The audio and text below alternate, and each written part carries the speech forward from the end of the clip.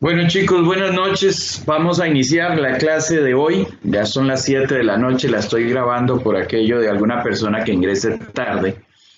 Vamos a comenzar con la revisión del quiz que corresponde para hoy, que es el quiz de la unidad 4.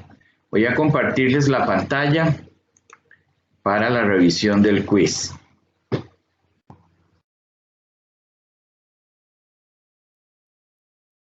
Ok, listo, ya lo tienen en pantalla. Vamos a comenzar. Ok. La primera pregunta dice, ¿cuál fue una causa que dio origen a la independencia de América? Básicamente, es de Centroamérica y Costa Rica, es lo mismo. Opción C, la molestia que provocó el monopolio comercial impuesto por España a las colonias americanas. Recuerden que España le dijo a las colonias, ustedes me compran y me venden solo a mí. No había libertad de comercio y eso tenía muy incómodos a los criollos, principalmente.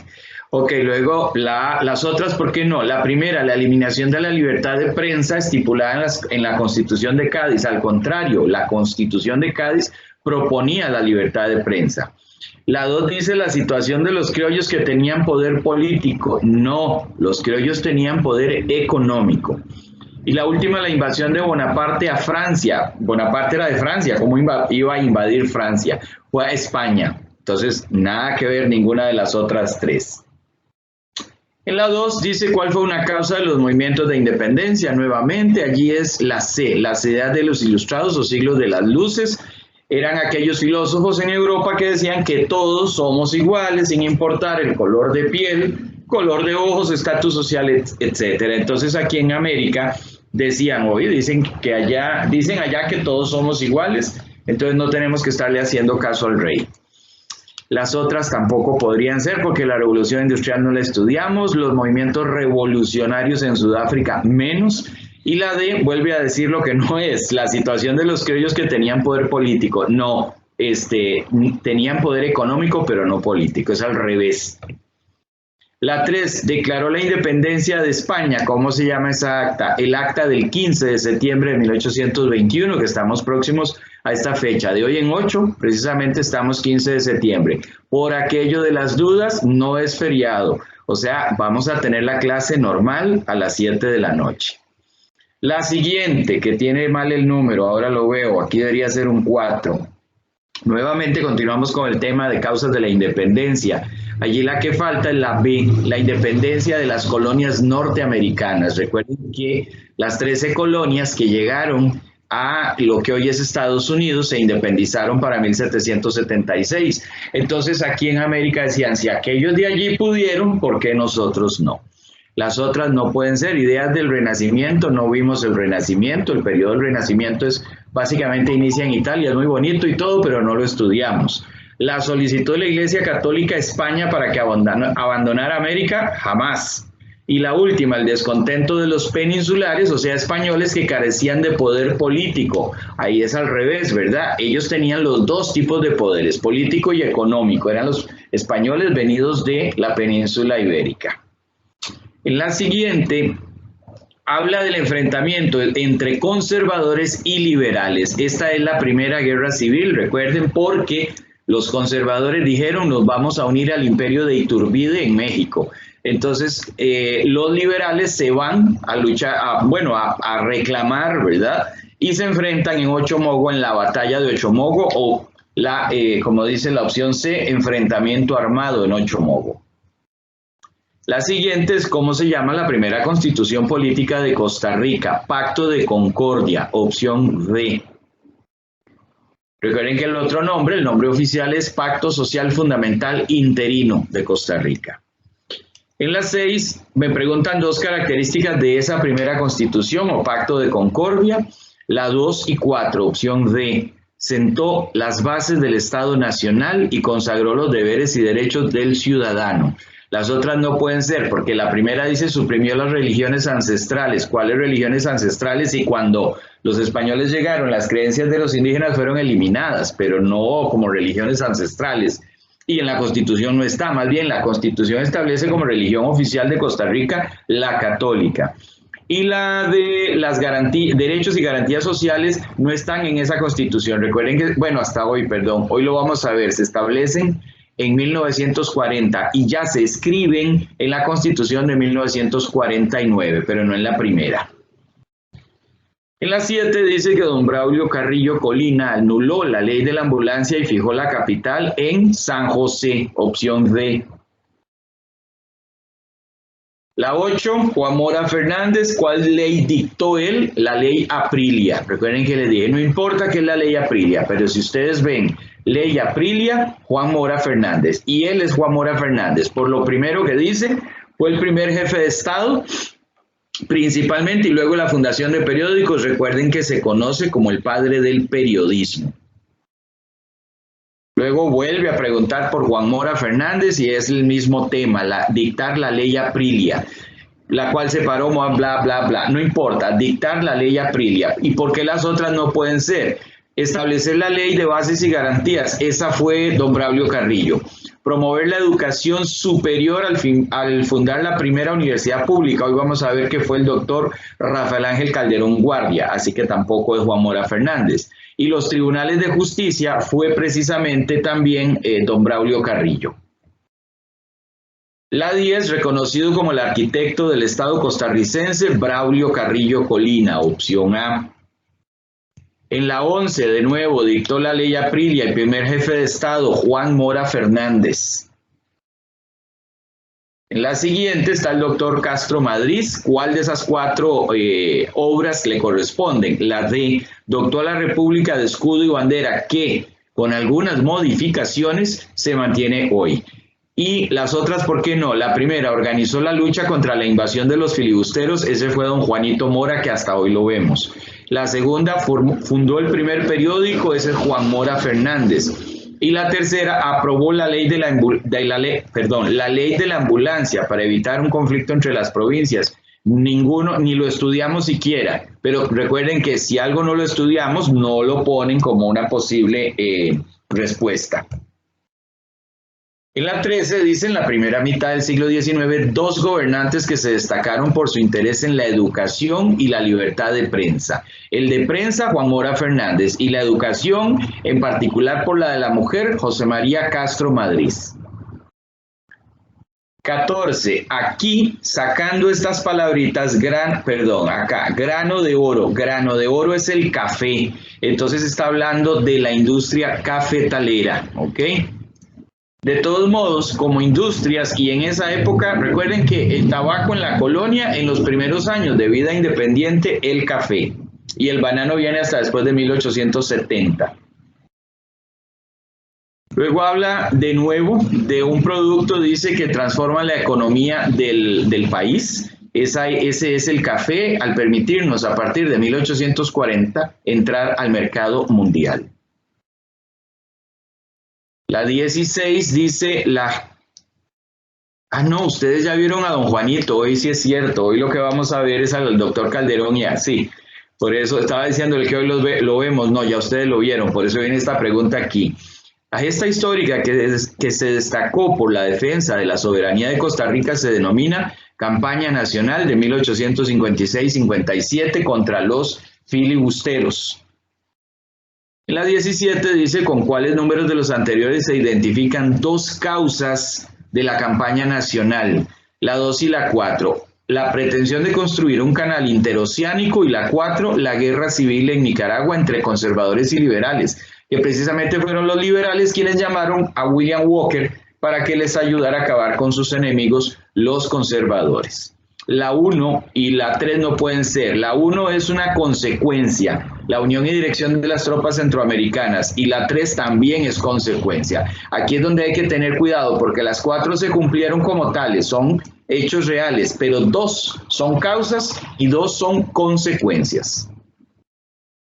18. A mediados de los siglos XVII y XVIII, los filibusteros trataron de dominar otros territorios con el fin de anexarlos a sus países. Un grupo de estos hombres, con ayuda de los Estados Unidos de América, pretendió implantar la esclavitud y crear un estado militar en Centroamérica, al mando de ¿quién venía con esa gente dirigiéndolos? William Walker. Recuerden que les dije que era periodista, abogado y médico, pero lo que más le gustaba era hacer la guerra, tanto que murió por ello. 19. La campaña nacional de 1856-1857, una batalla que menciona a Juan Santamaría y que se da el 11 de abril, la de Rivas, ¿ok? La de Rivas, porque la otra es la de Santa Rosa, pero es el 20 de marzo de 1856. Siguiente pregunta. La historia de Costa Rica contiene como capítulo glorioso y vuelve a hablar de William Walker y los filibusteros. Es la campaña nacional de 1856-1857. 21. La lucha fue lenta y sangrienta hasta que el 11 de abril de 1856, y luego pregunta por cuál batalla es en esa fecha. La batalla de Rivas, opción D. La 22, consecuencias de la guerra de 1856 o campaña nacional o batalla contra los filibusteros. Como consecuencia, la D, la unión del pueblo costarricense con el objetivo de defender la soberanía nacional. Las otras no pueden ser, porque la primera dice se dio la formación de la República Federal Centroamericana. Esto lo mencionamos, pero no lo estudiamos como tal, que fue que después de la independencia, los países que conformaban la Capitanía General de Guatemala quisieron formar una república federal. La B, se logró un auge económico, social y político en todos los países centroaméricos. ¿Como consecuencia de una guerra? No. La C, Costa Rica demostró ser una potencia militar del continente al ganar la guerra. No, tampoco, porque la guerra se gana como se convirtió en una guerra centroamericana y todos los países participaron para ganarla, no solo Costa Rica. Costa Rica empezó, pero terminó como una guerra centroamericana contra los filibusteros. Y la última, dice William Walker participó en estos hechos históricos con el propósito de, en la guerra del 56-57, opción A, establecer un régimen esclavista en la región centroamericana. Las otras no, porque la B dice apoderarse de todas las riquezas económicas de Centroamérica. No. La C, adueñarse de las minas de oro que poseía Costa Rica en Guanacaste. En Guanacaste están en el lado de Avangares, pero no eran importantes como para que Walker hiciera todo lo que hizo con tal de apoderarse de ellas. Y la última, unir a toda Centroamérica bajo la República Federal. Ese no era el objetivo de Walker. Claramente es la primera. Y allí terminamos. ¿Cómo les fue? ¿O dudas, preguntas? Nunca me preguntan, o sea, yo asumo que todos marcaron bien, porque nunca me dicen, profe, yo marqué otra, ¿por qué será? No, todo bien. La verdad que esperaba que el quiz fuera más complicado, sobre todo con tantas fechas y tantos nombres, y la verdad es que nada, la mayoría de las respuestas se podían deducir también, ¿no? Con la información por lo menos que me quedó en la cabeza. Exacto. Es que pasa un detalle, siempre se lo he dicho a los chicos desde que daba secundaria, no es que el quiz esté fácil, lo que pasa es que ustedes adquirieron buen conocimiento al respecto. Porque cuando uno hace un examen sin estudiar, por ejemplo, dice, qué difícil estaba. Claro, porque no estudió, entonces no sabía nada. Pero cuando tiene el conocimiento, lo encuentra muy fácil. Qué dicha, me alegra eso. Una duda que tenía, en el examen real es común que aparezcan varias preguntas relacionadas como en el quiz. No. No es frecuente, pero se ha dado. Ejemplo, de los expresidentes puede que vengan 2, pero no del mismo expresidente. ¿Ok? Aquí sí, porque como uno de los temas importantes son los expresidentes y a veces los obvian, no los estudian, entonces le di un poquito de énfasis a eso. Ok, perfecto. Gracias. Con mucho gusto. Rosa, ¿iba a comentar algo?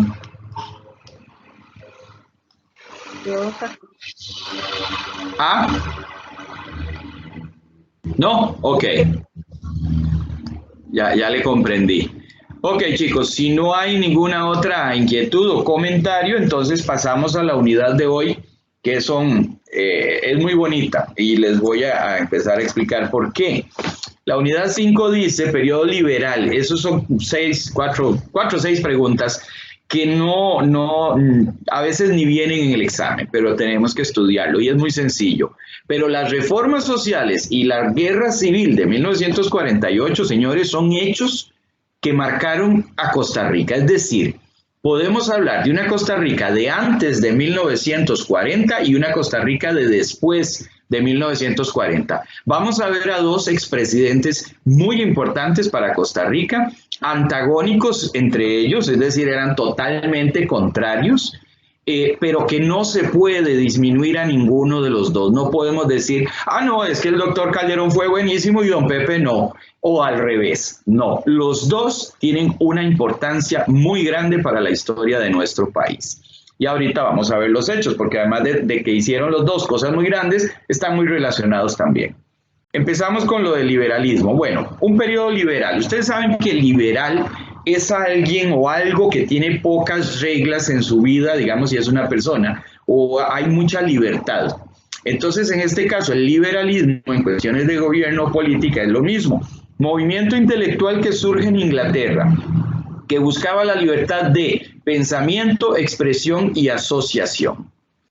¿Cuándo se da liberalismo en Costa Rica? Esto sí es importante. En Costa Rica el liberalismo empieza en 1870, impulsado por el general Tomás Guardia Gutiérrez. Él llega al poder a través de un golpe de Estado, quita a los militares, porque los golpes de Estado siempre se dan con los militares, quita a los militares del poder y empieza la reforma liberal. Y otra gran obra de él, que aquí no se menciona, es la construcción del ferrocarril al Caribe, que le dio un cambio importante a la economía del país al impulsar el banano. Sin embargo, hay otra parte de la historia que a ustedes no les compete, que es que finalmente se dio, por decirlo así, en concesión, y entonces una empresa norteamericana fue quien produjo el banano y se lo llevó, y entonces a la larga no resultó un buen negocio para el país. Pero bueno, ¿qué fue la reforma liberal o modelo de Estado liberal? Un conjunto de disposiciones o medidas que afectaron lo religioso, político, jurídico, económico y educativo, es decir, todo.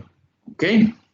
Esta 98 es la que he visto varias veces en examen, varias, no muchas, ¿verdad? Es la de las funciones del Estado liberal. Hay que estudiar las que están marcadas, pero principalmente esta que está en negrita es la que más ha salido. Entonces dice, como funciones, fijar las reglas en el sistema económico, es decir, ponemos las reglas y cada uno juega como debe, nada más. Proteger a los individuos frente al Estado. Garantizar la libre contratación, que el patrono contrate a quien quiera o necesite, ¿verdad? No poner impuestos directos sobre las ganancias o rentas. En este tiempo no había impuesto de renta, que hoy en día es muy importante para el país. Y por último, contribuir a la creación de las condiciones favorables para el desarrollo de la sociedad en general. Ahora dice quiénes fueron las 2 figuras más representativas del liberalismo entre 1902 y 1914. Don Cleto González Víquez y don Ricardo Jiménez Soriamuno. Entramos o llegamos más o menos a 1914. Dice, ¿por qué se dio la decadencia del Estado y la economía liberal? Había empezado en 1870 y para 1914 empieza a decaer. ¿Por qué?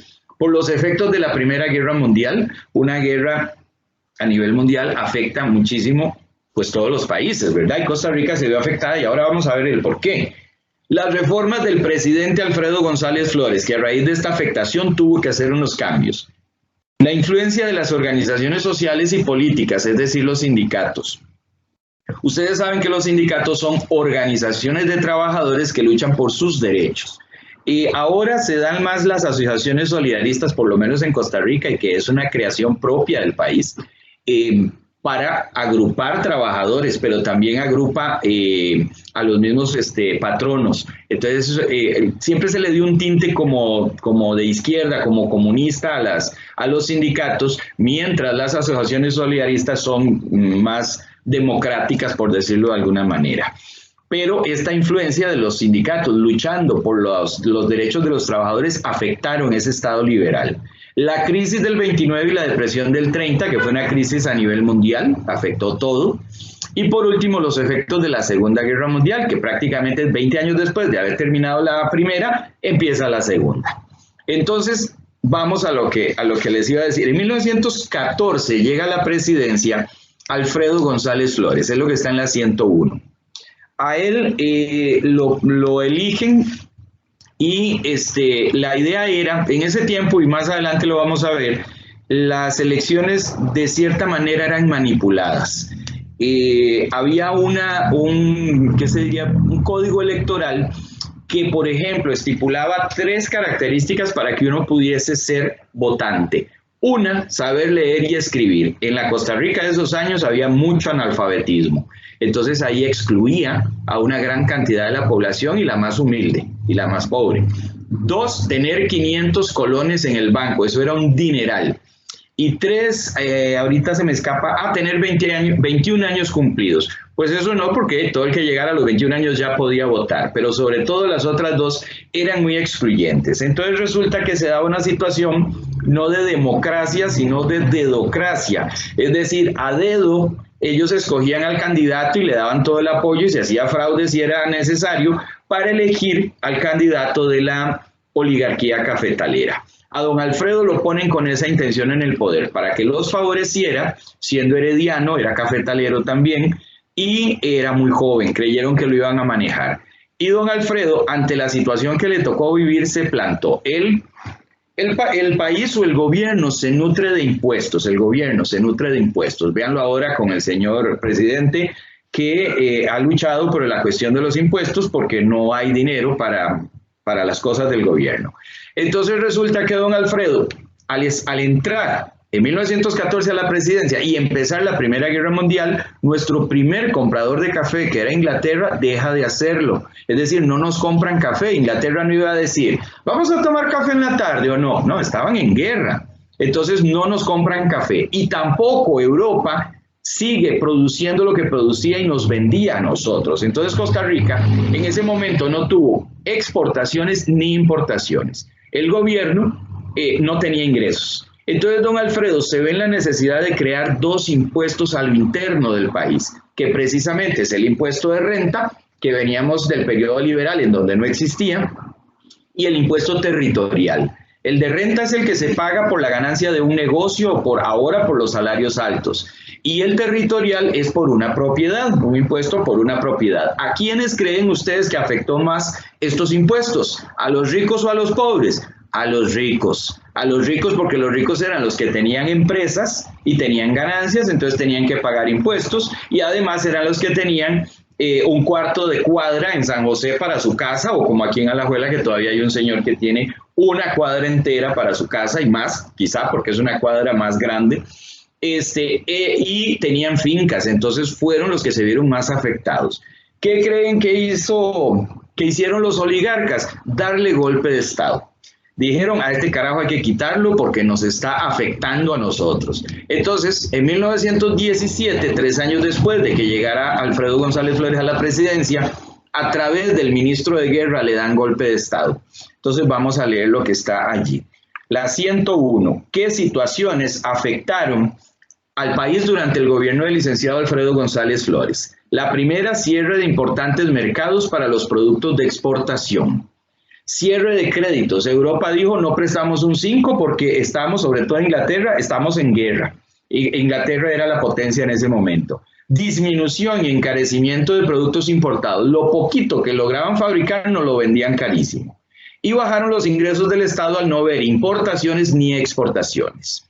¿Cuáles fueron las principales reformas fiscales, que son impuestos, de Alfredo González Flores? Impuesto de renta e impuesto territorial. ¿Cuáles fueron otras obras de don Alfredo? El Banco Internacional de Costa Rica, la Escuela Normal de Heredia para la formación de maestros, no había universidad todavía, y tributación directa, que ustedes tienen que saber que tributación se encarga de cobrar los impuestos. ¿Qué fue el golpe de Estado de los Tinoco? Federico Tinoco, junto con su hermano Joaquín Tinoco, tomó los cuarteles de San José y derrocó al licenciado González Flores. Una de las causas de esta acción fue el establecimiento del impuesto sobre la renta y la creación de la Oficina de Tributación Directa. ¿ok? Por esa situación que les conté. Federico Tinoco era el ministro de guerra, era el que estaba a cargo del ejército, y como les dije antes, los ejércitos son los que colaboran en un golpe de Estado. ¿Cuánto tiempo duró la dictadura de los Tinoco? De 1917 a 1919. Oídos a este detalle, chicos. No vamos a ver por ningún lado quién fue el presidente en 1918 o el que gobernaba, pero aquí se está diciendo que de 1917 a 1919 Tinoco toma el poder. Es que hay una pregunta que venía en un examen, solo una vez la he visto, pero la pregunta decía: en junio de 1918 hubo manifestaciones en San José por parte de las maestras en contra del gobierno de... Entonces se queda, bueno, ¿y quién gobernaba en 1918? Pues Tinoco. Entonces eso es lo que hay que tener ahí claro, ¿ok? ¿Por qué dura solo 2 años la dictadura? Es un periodo oscuro de la historia de Costa Rica, porque no estábamos acostumbrados o no hemos estado acostumbrados a dictaduras. Entonces la gente empezó a protestar porque hubo mucho atropello, hasta que le mataron a Joaquín Tinoco, el hermano de Federico, que era el gobernante, y Federico huyó a Francia y allá finalmente murió. Bien, ¿qué es el reformismo? Este es otro temita como muy solo por allí. El reformismo, dice, es un movimiento social y político con el fin de mejorar un sistema, proyecto, sociedad. Cuando oímos que van a reformar algo, de una vez nos imaginamos que lo van a mejorar, que lo van a cambiar para mejorarlo. Pues en este caso es lo mismo. El reformismo es eso. Ahora, ¿qué fue el Partido Reformista? En base a esa ideología o a esa idea se crea un partido reformista. Vean lo que pasa. Para 1913 se había creado la Confederación General de Trabajadores, que era un grupo o un montón de sindicatos en un solo grupo, ¿ok? De 1913 a 1923 no habían hecho gran cosa. La idea de ellos obviamente era luchar por los derechos de los trabajadores, pero sobre todo la intención principal era llevar un diputado al Congreso para que defendiera los derechos de los trabajadores, que eran la mayoría. Era una Costa Rica donde habían ricos y pobres, nada más. Entonces resulta que en 1923, al darse cuenta de que no estaban logrando nada, dicen, no, disolvamos esta cuestión y hagamos un partido político y tratemos de llevar un diputado a la Asamblea Legislativa. No lo lograron, pero su plan de gobierno fue tan de avanzada que muchas de sus propuestas fueron tomadas en el futuro por otros partidos políticos e incorporadas a los propios. Entonces, muchas de esas propuestas de 1923 del Partido Reformista hoy son ley de la República. Entonces vamos a ver, dice, ¿qué fue el Partido Reformista? En 1923 la Confederación General de Trabajadores se disolvió y se convirtió en el Partido Reformista. Luego dice cuáles fueron los propósitos del Partido Reformista, o sea, su programa de gobierno o plan de gobierno. La ley de accidentes de trabajo, que hoy es una ley, ustedes saben que uno en el trabajo se cayó y se quebró un pie, la póliza lo cubre, lo llevan al hospital del trauma y le hacen de todo.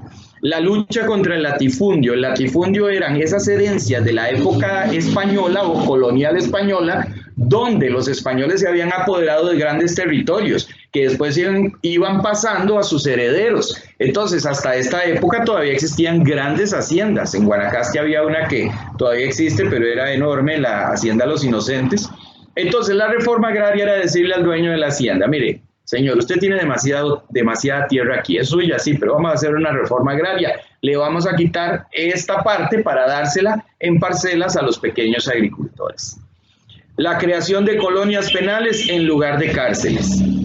La reforma educativa y la reforma tributaria. La educativa era mejorar el sistema educativo y la tributaria mejorar los impuestos o poner más impuestos.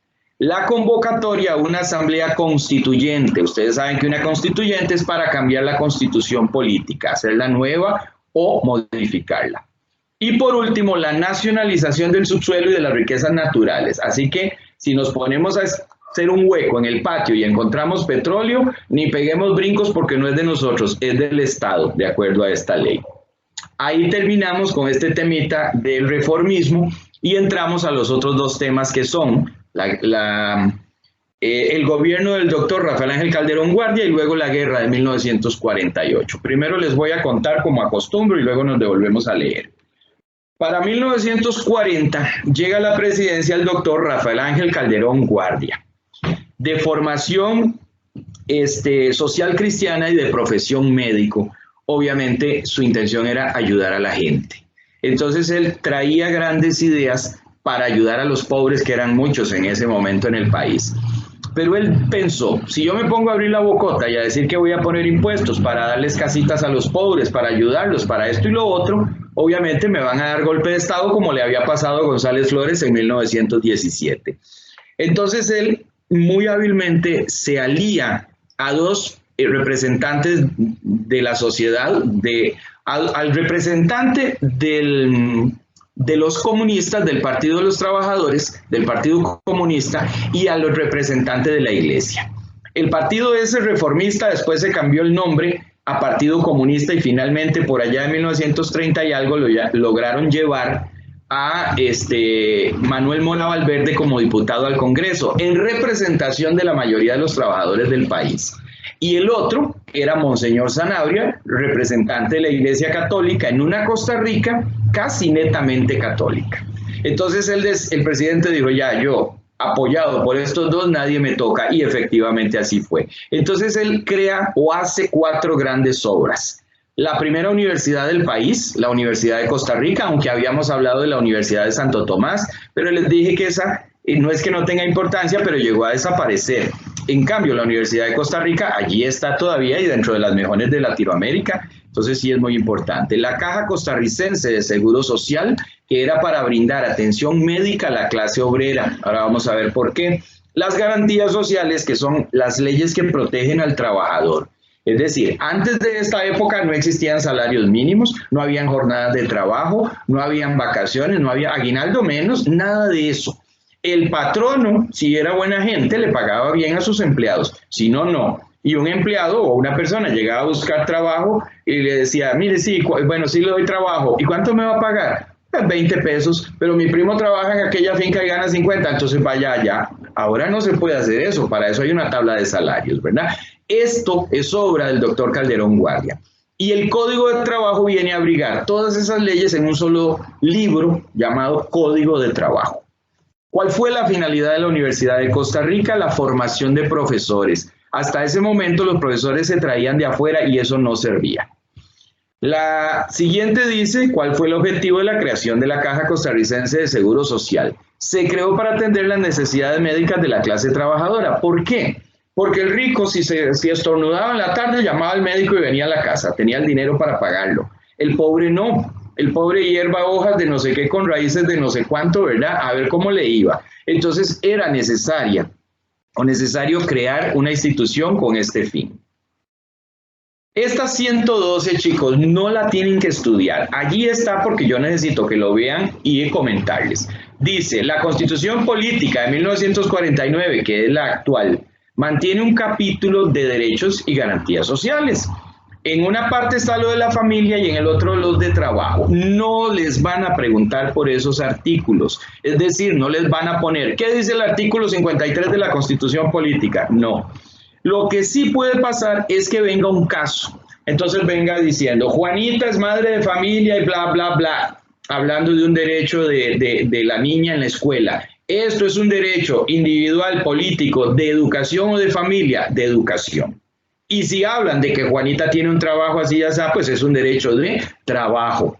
Eso es lo que pueden preguntar. Ustedes tienen que identificar nada más si es un derecho de educación o un derecho un derecho de familia o un derecho de trabajo. ¿Ok? De familia o de trabajo. Después los leen y van a ver que ustedes pueden conocer hasta muchos de ellos porque o tienen familia o trabajan, ¿verdad? Bien. Ok. Ahora llegamos al 1948. Voy a regresarme un poquito de nuevo con el doctor Calderón Guardia. El doctor Calderón Guardia llega a la presidencia con el partido republicano. Como les dije, se hacía mucho fraude. Entonces la idea era que en 1944, cuando terminó Calderón Guardia su presidencia, le dieron el poder, dizque por elecciones, ¿verdad?, a Teodoro Picado, con la intención de que en el 48 Teodoro Picado terminara y volviera de nuevo a la presidencia el doctor Calderón Guardia, porque los oligarcas eran la mayoría calderonistas. Entonces resulta que desde 1942 había un señor pegando brincos ahí protestando contra el gobierno. Ese señor se llamó José Figueres Ferrer. José Figueres Ferrer era el papá del actual candidato de Liberación Nacional, José María Figueres Olsen. Y el doctor Rafael Ángel Calderón Guardia es el papá también del expresidente Rafael Ángel Calderón Fournier. Ambos hijos de los caudillos, como se les dice, bueno, del caudillo y del reformador social, llegaron a la presidencia. Bien, entonces don Pepe, como se le decía a José Figueres Ferrer, don Pepe estaba protestando contra el gobierno por todos estos atropellos. Pasan los años y en 1947, temiéndose que el siguiente año, es decir, en el 48, iba a haber elecciones, temiéndose que hicieran trampa, se dio la huelga de brazos caídos. Esa es la cosa más rara que podemos ver en la historia de un país, que fue, en lugar de una huelga de trabajadores, un cierre o un paro patronal. Las empresas, los patronos dijeron paramos, y paramos el país, obviamente, en protesta por esos fraudes electorales que se venían dando. Entonces el gobierno corrió a decirles, no, señores, tranquilos, abran todo, sigamos funcionando normalmente, no vamos a hacer trampa. Falso. En las elecciones del 48, el candidato contrario era Otilio Ulate Blanco, periodista alajuelense, por cierto. Don Otilio gana las elecciones con 54,000 votos y el doctor Calderón obtiene 44,000, 10,000 más. Entonces, ¿por qué se hacía tanto fraude? Bueno, vean lo que pasaba. El que estaba encargado del Tribunal Electoral estaba por debajo del presidente. Entonces, cuando había elecciones, el presidente le decía, a ver, fulanito, vení, ¿quién ganó? Ganó Otilio Ulate, perdió el doctor Calderón. No, usted ve a ver qué hace.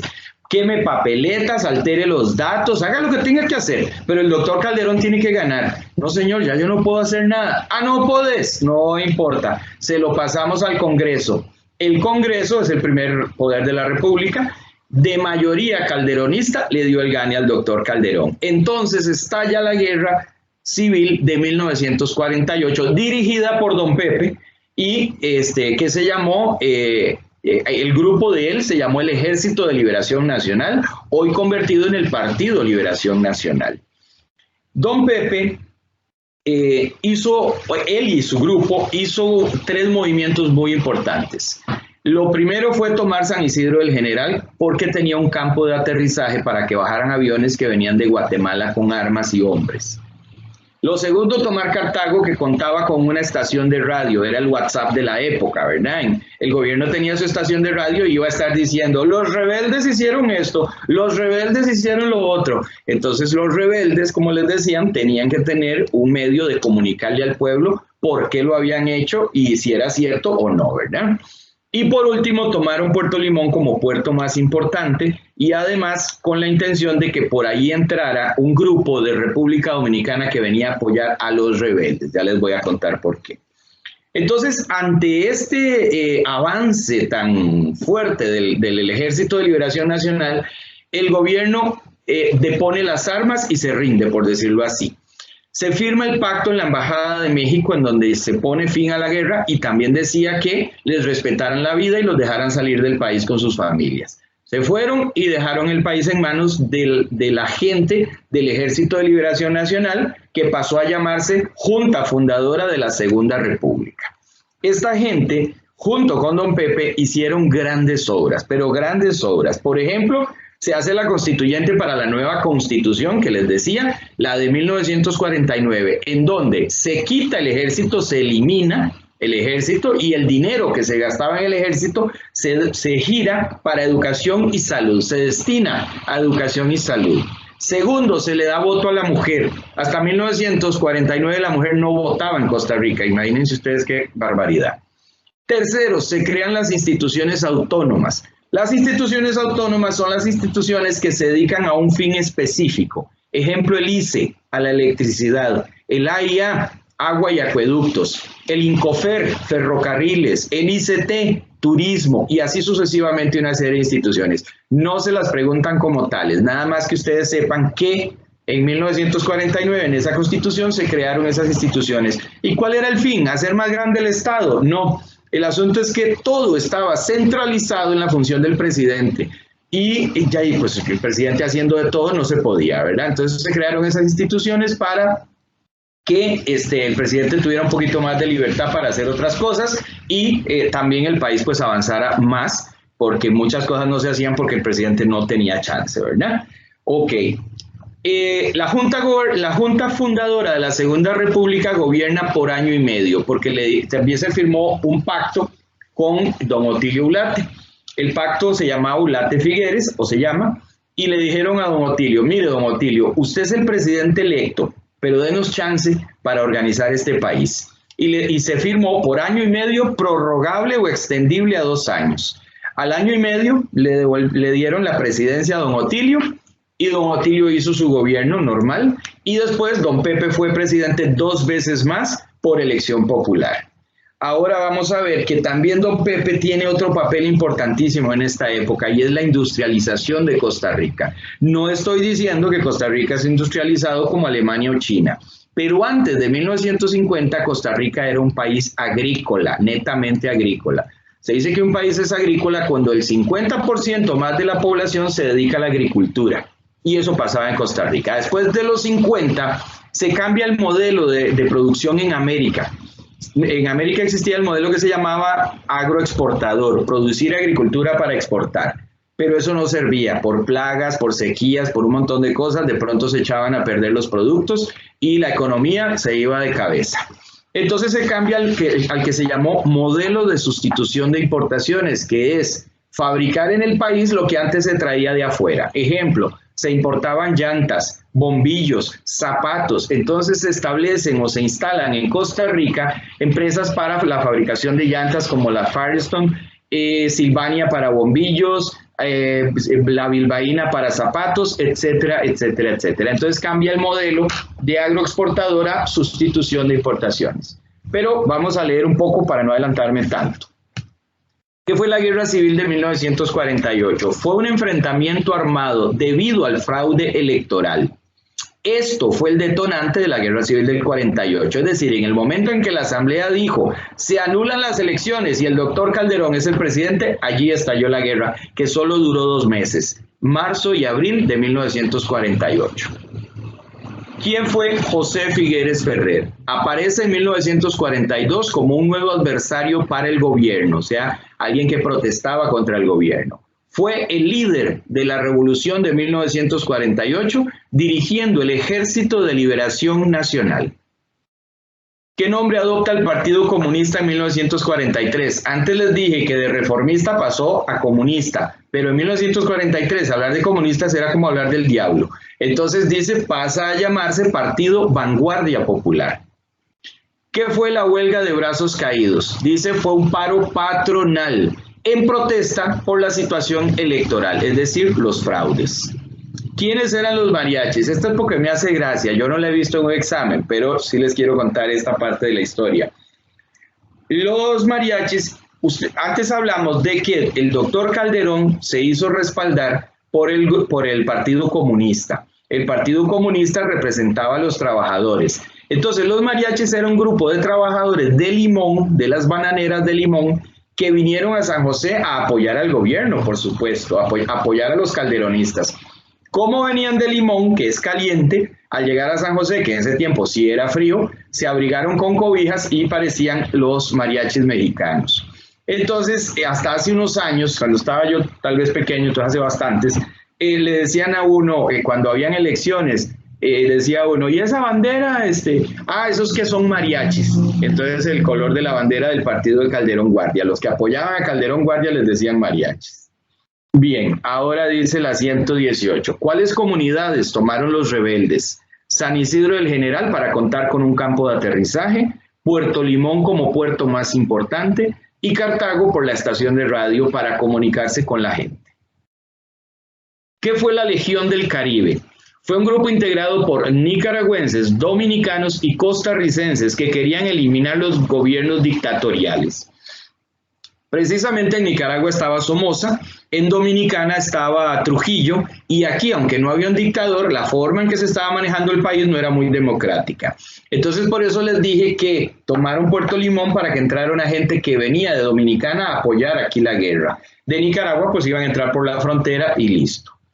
¿Cómo finalizó la guerra civil? Ante el avance del Ejército de Liberación Nacional, el presidente Teodoro Picado le solicitó negociar y se firmó el pacto en la Embajada de México. ¿Por qué la Embajada de México? Porque las embajadas son territorio neutral, ¿verdad? Si uno entra a una embajada, está en ese país propiamente. Entonces México se ofreció sus instalaciones para que se firmara el pacto en un territorio neutral, por decirlo así. ¿Qué fue el Pacto Ublate-Figueres? Fue un acuerdo que se firmó el 1 de mayo de 1948 entre José Figueres y Otilio Ulate. ¿Qué disponía este Pacto Ublate-Figueres? Que la Junta Revolucionaria ejercería el poder por 18 meses, año y medio, prorrogable o extendible hasta 2 años, que se convocaría una asamblea constituyente para cambiar la Constitución. La Junta Revolucionaria reconocería a Otilio Ulate como presidente electo y que la Junta Revolucionaria integraría un Tribunal Nacional Electoral, que después lo tenemos que ver. Se le dice el cuarto poder de la República, es totalmente independiente de cualquier autoridad, solo le rinde cuentas al pueblo, ¿verdad? ¿Qué fue la Junta Fundadora de la Segunda República? Fue un grupo de personas que conformaron dicha junta y gobernaron el país durante año y medio. ¿Cuáles fueron las obras de esta Junta Fundadora de la Segunda República? Ojo a esta primera y mucho cuidado. La voy a leer y la voy a explicar después. Nacionalización de los bancos. Los bancos privados pasaron a manos del Estado. ¿Para qué? Para una democratización del crédito, para una justa repartición de la riqueza. ¿Y qué es todo eso? Muy sencillo. Los bancos en ese tiempo eran privados, no habían bancos del Estado. Entonces, esos bancos le prestaban dinero a don fulano y don sutano. A un agricultor de pie pelado, que era la mayoría, no lo dejaban ni entrar al banco. Entonces, el gobierno en ese momento, con la Junta Revolucionaria, dice, no, los bancos privados los vamos a cerrar y el Estado va a abrir bancos estatales. No es que llegaron al banco y le dijeron, ustedes salgan de aquí que esto es de nosotros. No, tampoco así. Es que se cerraron los bancos privados y se abrieron bancos del Estado. ¿Con qué finalidad? Con la finalidad de, como dice allí, democratizar el crédito, que hubiese plata para todo el mundo o créditos para todo el mundo. Eso sí, obviamente cumpliendo con los requisitos. Pero entonces, si la persona, por más sencilla que fuera, llegaba al banco, pedía un crédito y si cumplía con los requisitos, le prestaban dinero. Para lo que dice, para una justa repartición de la riqueza. Entonces hay que tener mucho cuidado en que diga, los bancos privados pasaron a manos del Estado, no al revés. Porque a veces le dan vuelta y la gente no lo analizó y entonces dice, los bancos estatales pasaron a manos privadas. Falso, es al revés, ¿verdad?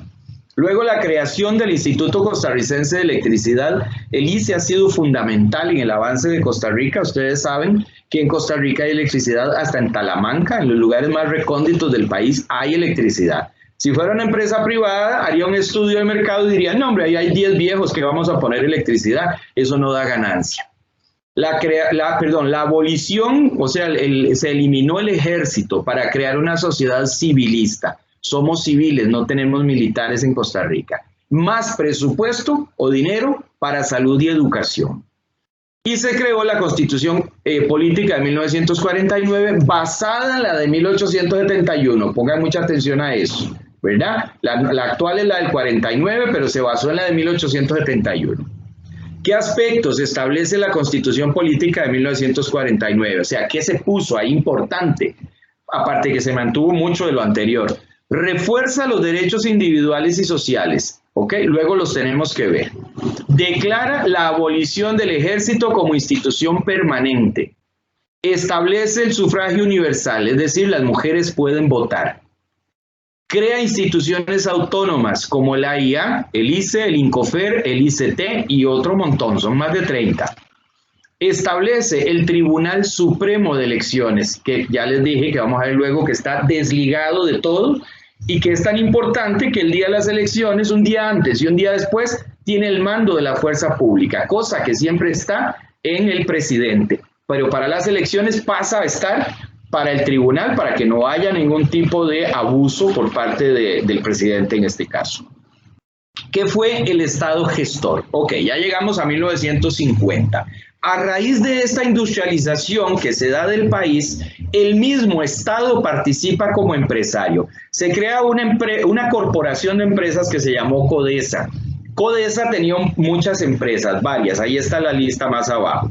La idea era participar en la economía, reactivar esa economía, darle empuje y avance, y luego, cuando se recuperara la inversión, venderlas. Así se hizo, no resultó como se esperaba, pero esa es otra historia. Lo que ustedes tienen que recordar es que el Estado gestor, empresario o interventor es eso, donde el Estado participa como empresario. ¿Ok?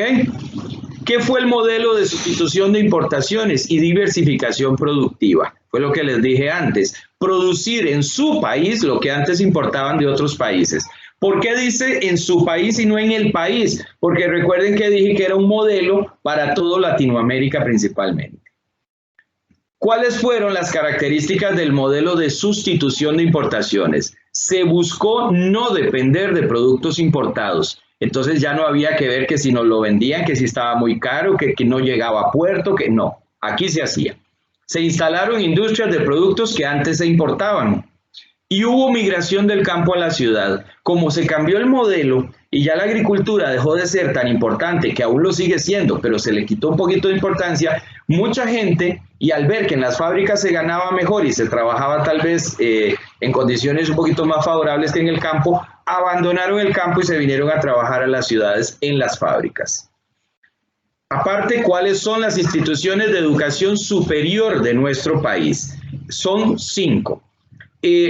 Aquí lo importante es dónde están, porque a veces ponen, en esta provincia se encuentra el Instituto Tecnológico de Costa Rica. ¿Cuál provincia es? Cartago. Entonces tenemos, primero, Universidad de Costa Rica, UCR, en San Pedro, San José, ahí por el Mall San Pedro. El Instituto Tecnológico de Costa Rica, ITCR, en Cartago. La Universidad Nacional, que a veces le ponen Universidad Nacional de Costa Rica, no se confundan con Universidad de Costa Rica. La Universidad Nacional de Costa Rica o Universidad Nacional es la UNA, que está allí en Heredia. La Universidad Estatal a Distancia, UNED, que está en Sabanilla, en San José.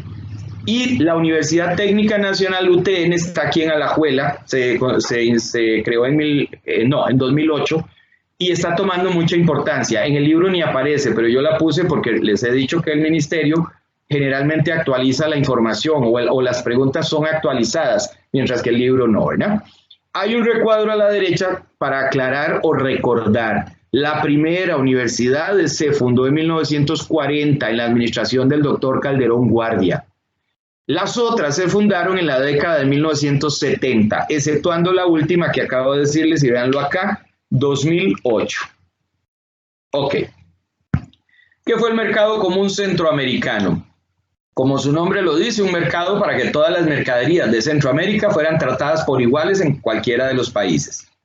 Un mercado que incentivara la expansión industrial en Centroamérica. Tratar como nacionales las mercaderías incluidas en el convenio.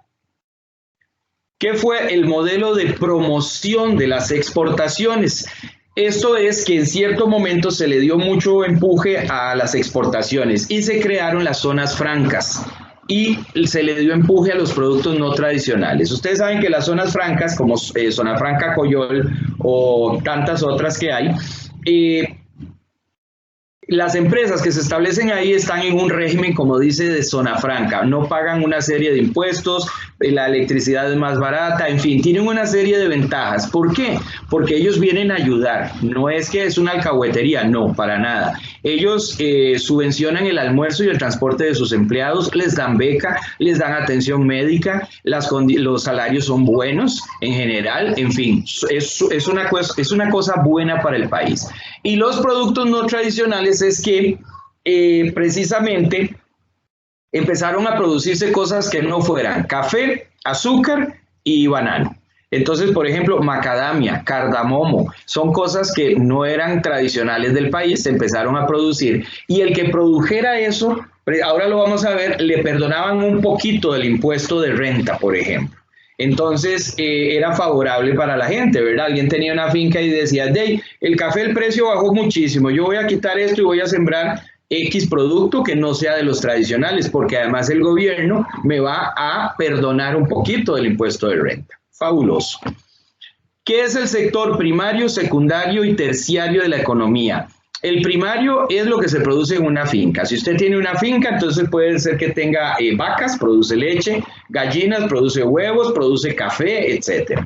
El secundario es la transformación de materia prima en producto terminado. Ejemplo, una fábrica de bolsas plásticas transforma la resina en bolsas plásticas. Y el terciario son los servicios médicos, educativos, legales, etcétera. Luego vienen los PAEs. Estas dos preguntitas, 133 y 134, se las voy a explicar juntas. Para 1980 se dio la misma situación que se acaba de dar este año con el préstamo del Fondo Monetario. El país fue al Banco Mundial a pedir un crédito. Y el banco, después de revisar, porque es igual como una persona, lleva una serie de documentos, los revisan y le dijeron a Costa Rica, ustedes no pueden ser sujetos de crédito si no hacen una serie de cambios y mejoras en el país. Entonces dice que fueron procesos para corregir la economía del país. Había que hacer esos cambios para luego poder volver y decir, mire, ya hice todo, ahora sí. Y entonces les dieron el préstamo y sí, así funcionó. ¿Qué áreas afectaron los PAEs? Es decir, estos famosos programas de ajuste estructural, ¿qué cambios provocaron? Eliminación del proteccionismo estatal.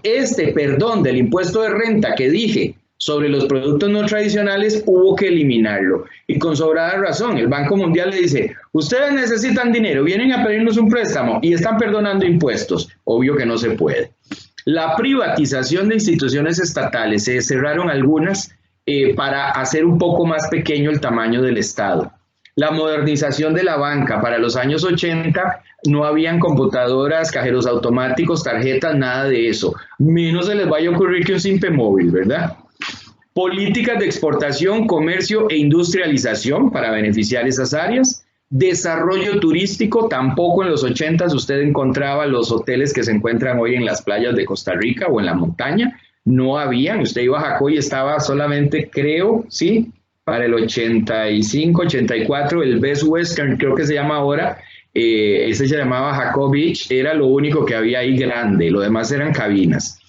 Y la movilidad laboral voluntaria. La movilidad laboral voluntaria es que se quitaron a 6,000 empleados públicos. ¿Los despidieron? No. Lo que se hizo fue llamar a fulanito de tal y decirle, vení acá. A usted le faltan 8 años para pensionarse. Se puede ir pensionado este viernes. Le agilizamos la pensión con todo, le pagamos todos sus derechos, pero se va para su casa. Entonces la persona decía, bueno, y con ese dinero que me van a dar, me puedo poner un negocito de X cosa, o lo puedo invertir a plazo, o puedo hacer algo para seguir generando algún ingreso, y se va con su pensión, ¿verdad? Y se redujo el tamaño de la planilla del Estado en 6,000 empleados públicos. Una vez que el país hizo todos esos cambios, pudo volver al Banco Mundial y solicitar el crédito. ¿Qué es el ecoturismo? Admiración y disfrute de la naturaleza. Muy de moda hoy en día, ¿verdad? Nos gusta ir a bosques y a tantas cosas que hay. ¿Qué suena? Ah, alguien abrió el micrófono ahí. Se veía como un... Sí, dígame. Si nos puedes aclarar qué es aquí donde dice eliminación del proteccionismo estatal, qué significan las siglas CATS. Ok, las siglas CATS eran los certificados de abono tributario. Precisamente era ese proteccionismo que el gobierno le había dado a los que producían productos no tradicionales. Como dije antes, por ejemplo, macadamia. Cardamomo, productos de ese tipo. Usted está produciendo eso, hizo una exportación de tanto, le daban un documentito, un cartoncito, ahí una tipo tarjeta, ¿verdad? Que decía certificado de abono tributario. Entonces, cuando llegaba el impuesto de renta, que había que presentar la declaración de impuesto de renta, el contador decía, don fulano tiene que pagar, por decir algo, 500,000 colones. Entonces el patrono le decía, sí, pero restame estos certificados de abono tributario. Entonces, suman 300,000, bueno, entonces solo hay que pagar 200,000. Era un perdón a ese impuesto de renta. Listo.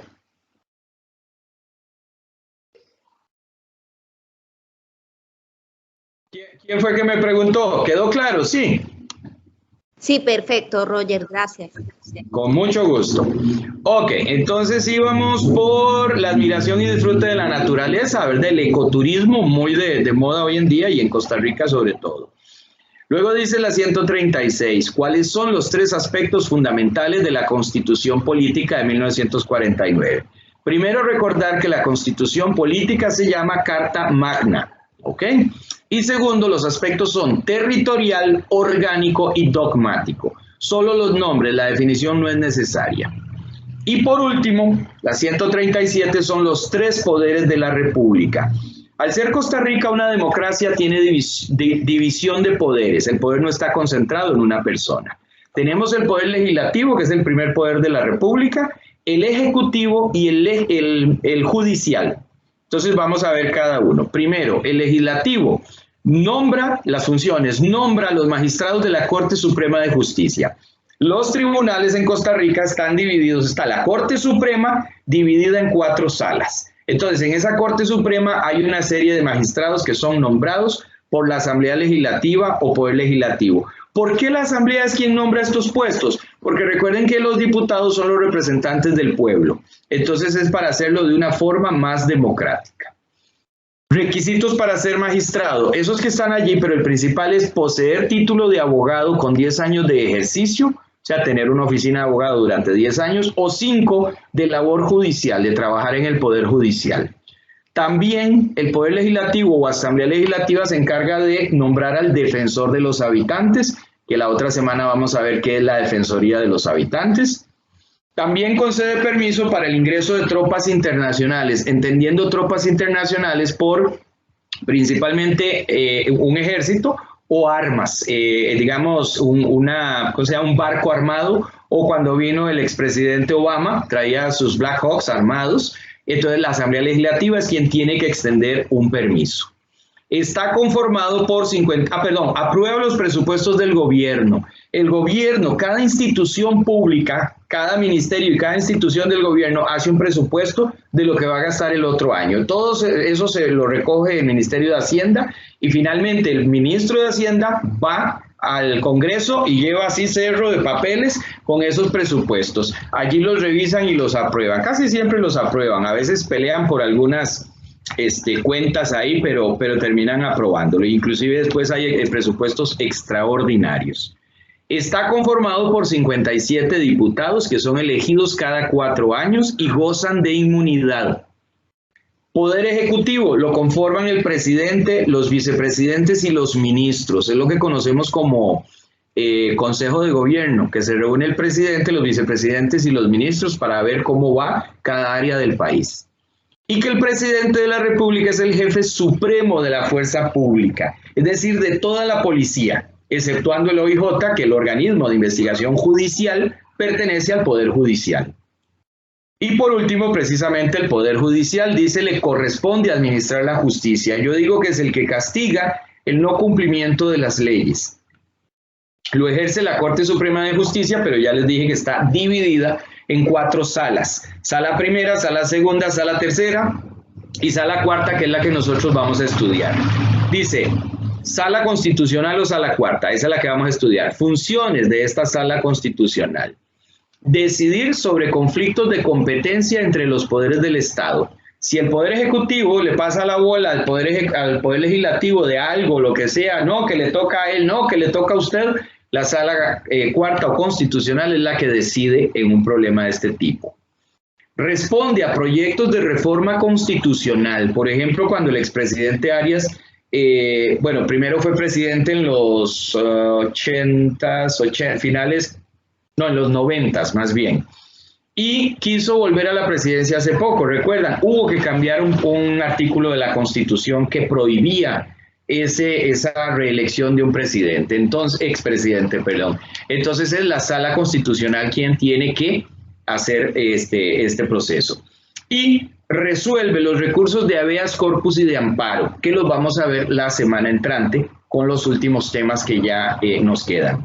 No sé si se dieron cuenta que hoy es la penúltima unidad, no penúltima clase. Nosotros seguimos en clase hasta el miércoles 26, algo así, porque el examen es 31. Ahí abajo les dejé un enlace de un video de la guerra de 1948. Está muy, muy bueno para que lo vean, igual que lo del otro que habíamos visto de la guerra de 1856, ¿recuerdan? Entonces ahí se los dejo para que luego lo vean. Ahora sí, chicos, dudas, inquietudes, comentarios.